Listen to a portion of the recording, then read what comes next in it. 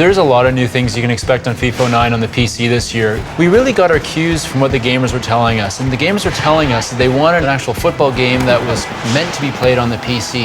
And that's really translated into the four things we focused on most this year. So the first thing we did is we actually are giving the gamers high-end graphics. So the game is going to look a lot better, especially if you have a really good PC. You're going to see the 3D grass, you're going to see the players in great detail, especially in those up-close shots. They're really the spitting image of those players, and they're going to look fantastic.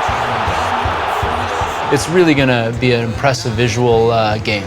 Second thing is the controls. We've gone and thought about how the gameplay could work on a PC different than other platforms, and we've actually realized, let's use the mouse as a control input. And what that lets you do is it lets you be a bit of more of a field marshal, about pointing and clicking exactly where you want your passes to go, where you want your teammates to run to, or who you want to control while defending. So it gives you a lot more control over the way you play the game.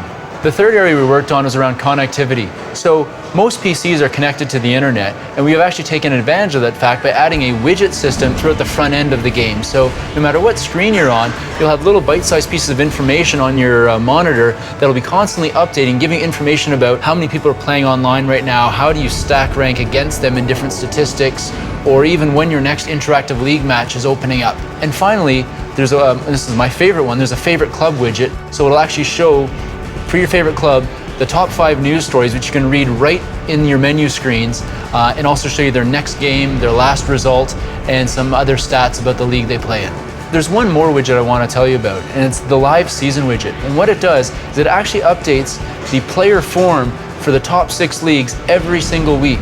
So as players have good and bad weeks in the real world, you'll see that exact impact on your game when you're playing through this live season feature. You know, in the past, we've been able to update it once in February. Now it's going to be updating every week for these top 6 leagues. What I remember FIFA probably the most for is during university time.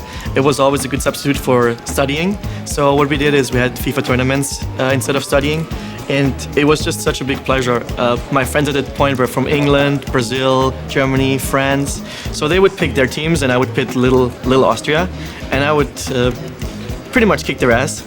And they were so mad at me, and they would always accuse me of like tuning the team or hacking the game and making my stats higher because they couldn't believe that little Austria can beat Brazil, England, Germany, and France. So that was pretty much the best times with the game because I could make Austria win. One of my favorite FIFA memories was before I was working at EA, before I was working in games.